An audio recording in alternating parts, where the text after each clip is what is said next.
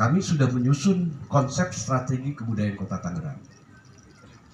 Ini konsepnya, dan ini sudah kita berikan ke Dewan, Dinas Kebudayaan, ke Sekda. Bahkan ketika kita hearing atau kita bertemu dengan Pak PJ. Ini konsep strategi kebudayaan Kota Tangerang yang kita rumuskan untuk kemudian kita masukkan. Terus kemudian yang kedua itu penyusunan draft atau tawaran pokok-pokok pikiran kebudayaan daerah PPKD Kota Tangerang. Itu juga ada. Itu juga sudah kita berikan.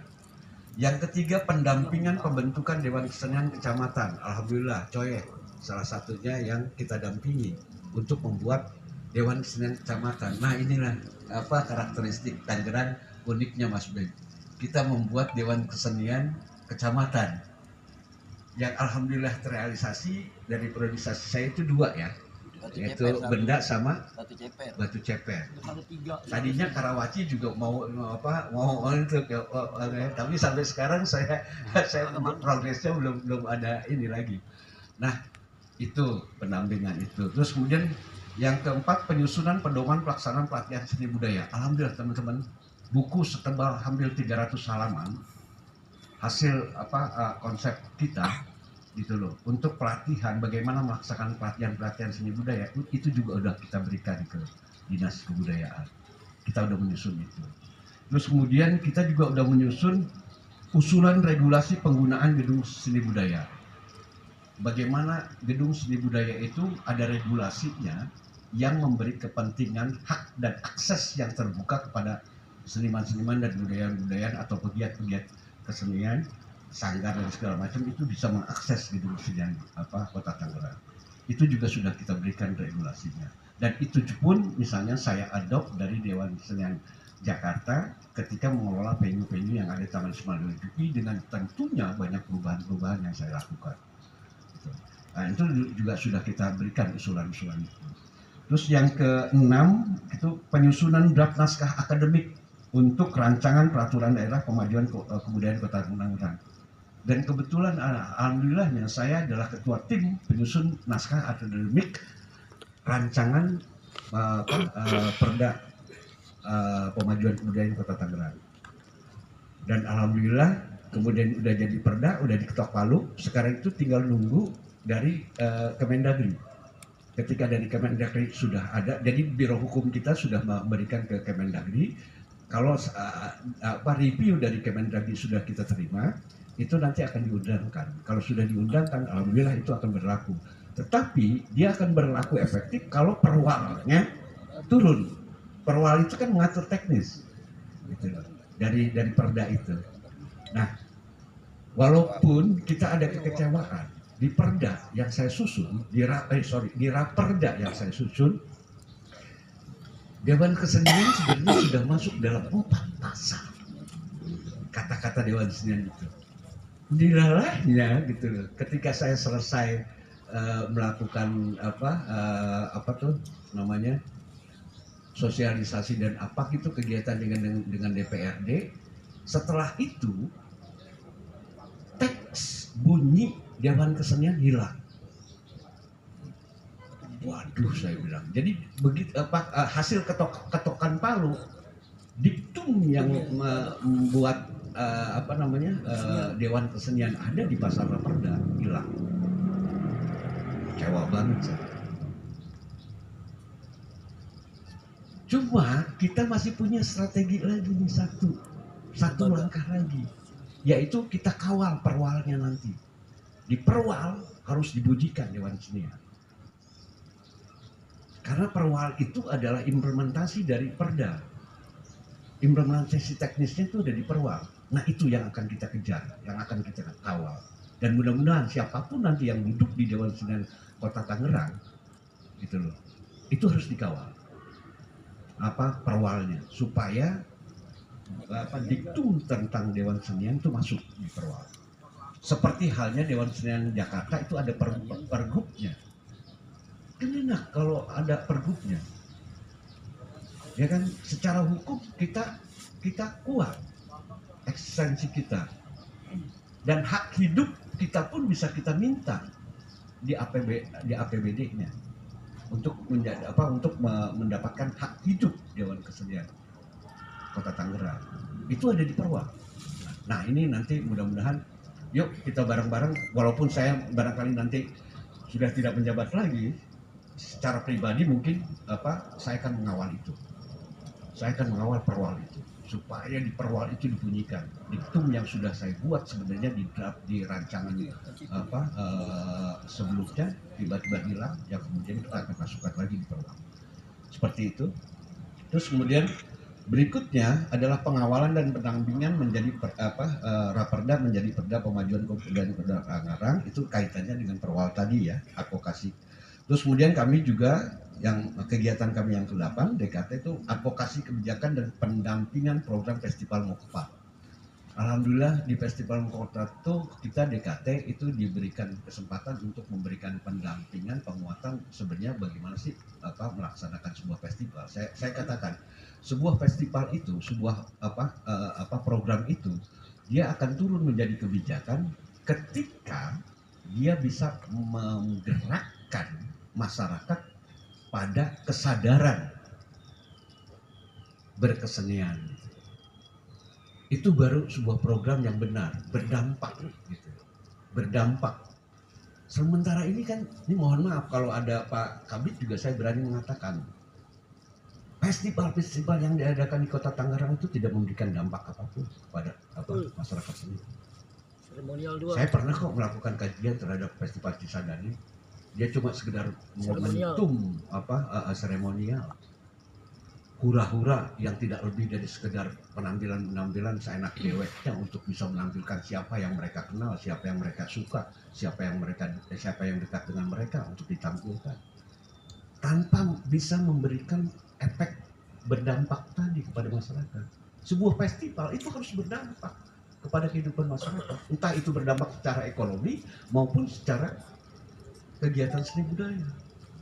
Bahkan pernah saya tawarkan festival itu yuk kita jangan disentralisasi. Adain di setiap kecamatan.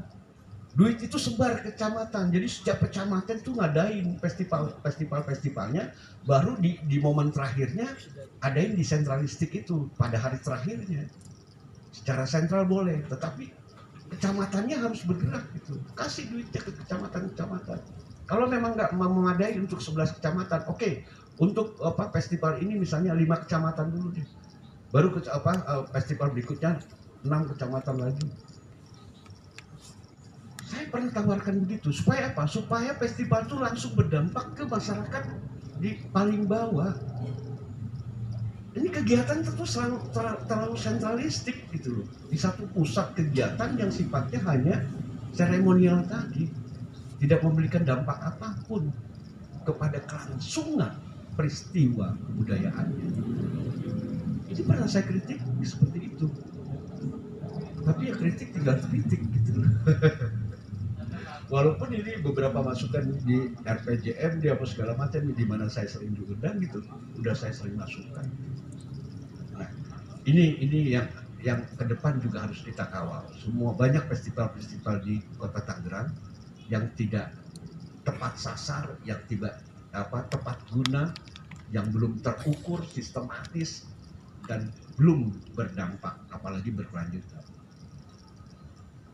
Belum menurut saya ke arah situ.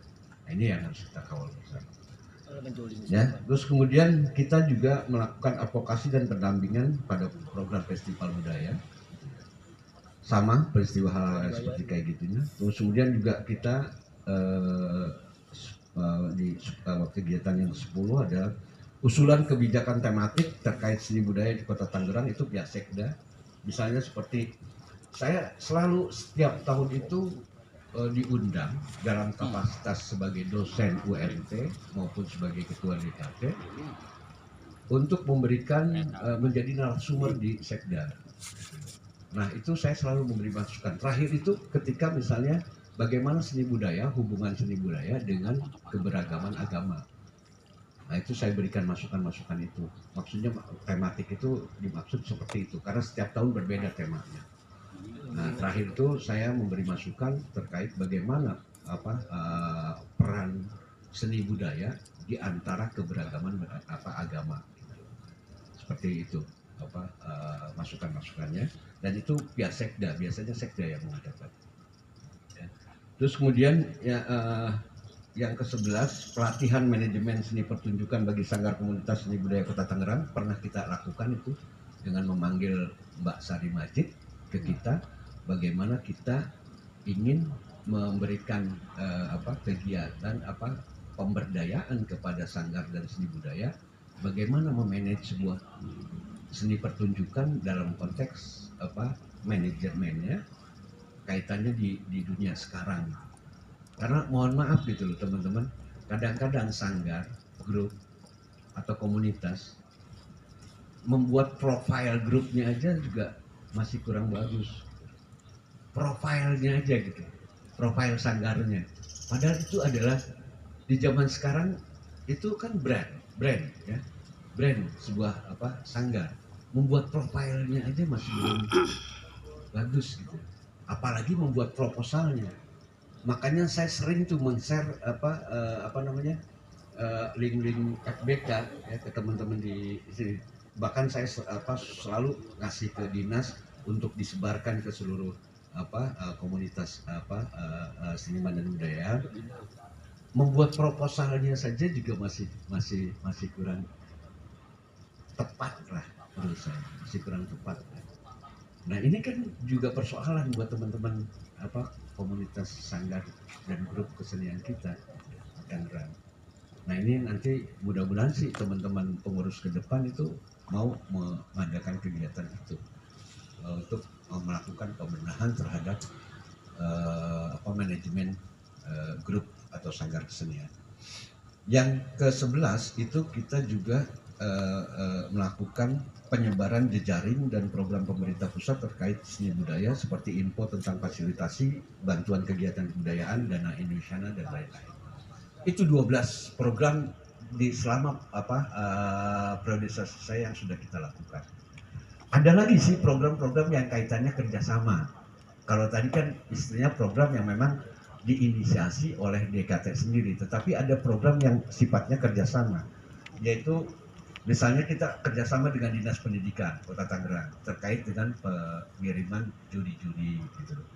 Terus kemudian juga kita pernah bekerja sama dengan Dinas Pendidikan dan Kebudayaan Provinsi Banten dalam acara Jumat ke Banten, yang salah satu PO-nya itu Bang Coye itu Jumat ke Banten. Cuma 3 kali ya. Cuma 3 kali kita ngadainnya, setelah itu kita tidak dapat lagi. Terus kemudian dengan PT Angkasa Pura kita pernah mengadakan pengajuan proposal aktivasi area bandara untuk penampilan seni budaya dalam rangka penyambutan tamu dan pengguna bandara. Dilalahnya ketika secara prinsip mereka sebenarnya sudah setuju ketika Dewan Kesenian menginisiasi untuk salah satu areal di bandara itu dijadikan tempat penampilan ekspresi teman-teman, di mana bandara membackup gitu loh program itu, entah memberikan dana stimulan atau sekedar transport dan segala macam. Prinsip dasarnya udah setujui. Dilalahnya pejabat ya yang sudah menyetujui itu dimutasi. Allah. Jadi nggak berjalan, dimutasi. Nah mudah-mudahan teman-teman pengurus ke depan bisa memfollow up lagi bagaimana bandara itu kita aktivasi arealnya, salah satu arealnya untuk menampilkan entah itu sifatnya pameran atau pagelaran di satu venue tertentu sebagai sambutan istilahnya para pengguna bandara. Prinsip dasarnya dulu sudah setuju, cuman tidak terrealisasi karena pejabat yang mensupport kitanya itu dimutasi. Beda pejabat karena itu beda kebijakan.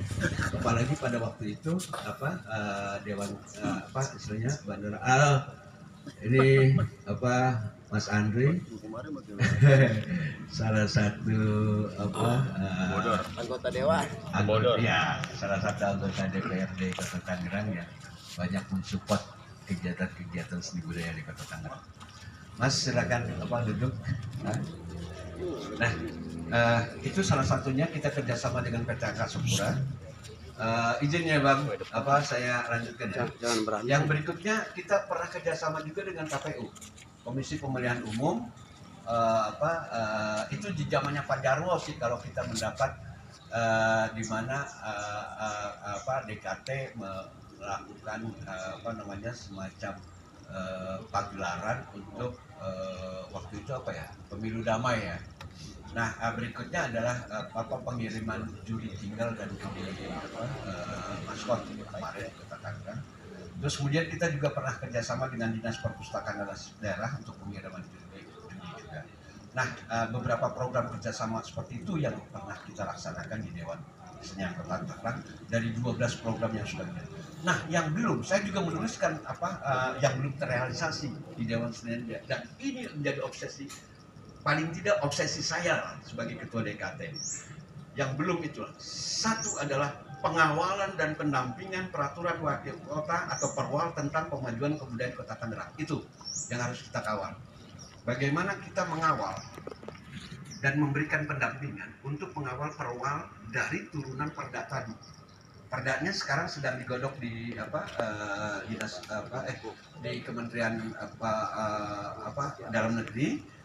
Setelah itu kalau sudah direview baru bisa kita undangkan. Nah, setelah diundangkan kan harus ada perwal, ya kan? Nah, itu yang harus kita kawal, ya. Yang seperti itu juga sempat saya ungkapkan.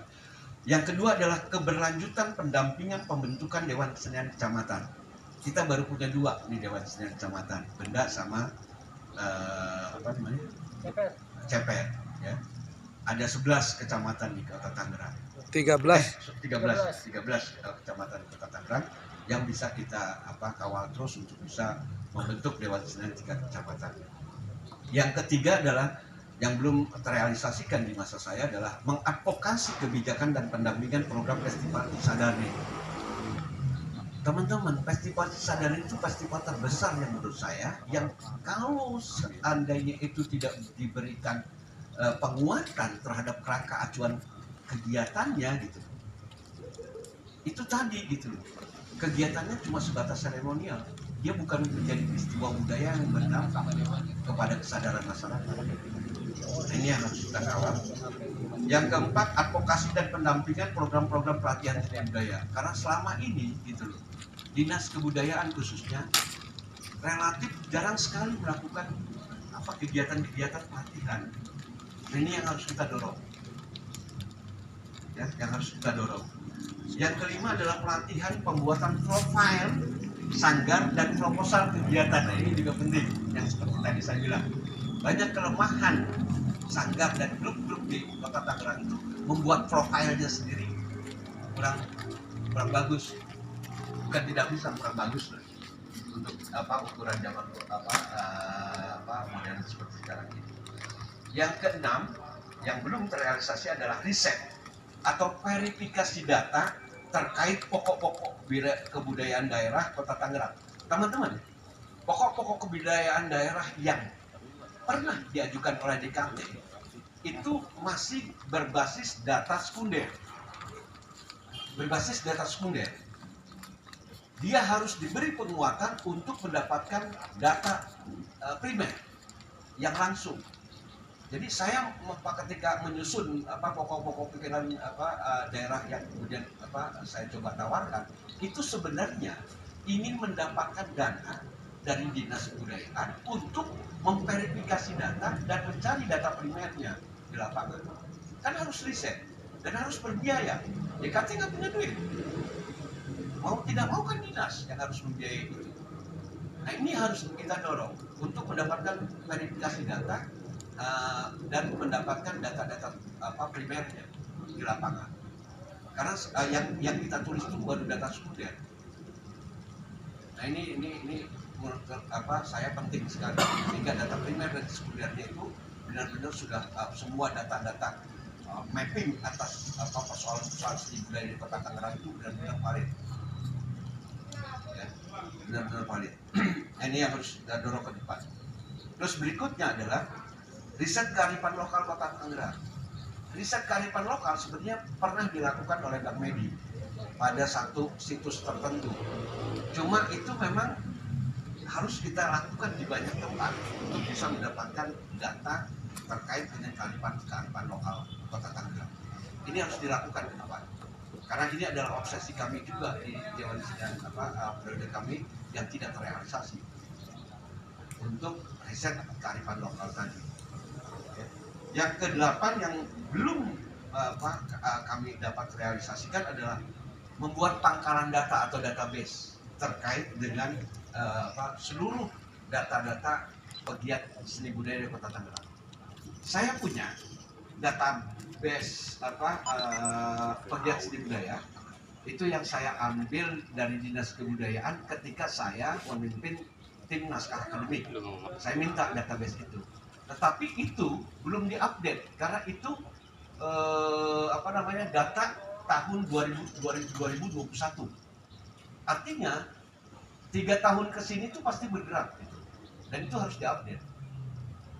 Saya memang punya, gitu. DKT memang punya database itu. Cuma itu harus diupdate lagi untuk bisa mendapatkan pendataan yang benar-benar valid dari kondisi terakhir pegiat, sanggar, grup, dan komunitas yang ada di Kota Tangerang. Terakhir adalah yang belum kami realisasikan di dalam Senin itu adalah penyusunan usulan program sertifikasi bagi pelaku sanggar, grup, komunitas di budaya Kota Tangerang. Teman-teman, sertifikasi itu penting. Teman-teman sebagai seniman sudah berkecimpung lebih mungkin dari 25 atau 30 tahun. Ketika tidak memiliki sertifikasi, maka teman-teman tetap akan diperlakukan seenak dewek oleh si peminta jasa dari kita. Tapi kalau ada sertifikasi, maka perlakuannya tidak bisa seperti itu. Karena sertifikasi yang BNSP, ini Mas Beng lebih banyak tahu nanti cerita soal sertifikasi.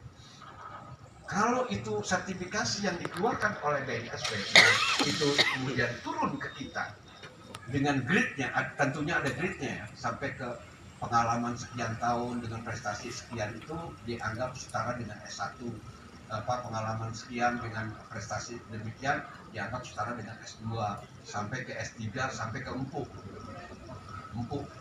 pakar atau maestro, sampai ke maestro, tingkat maestro.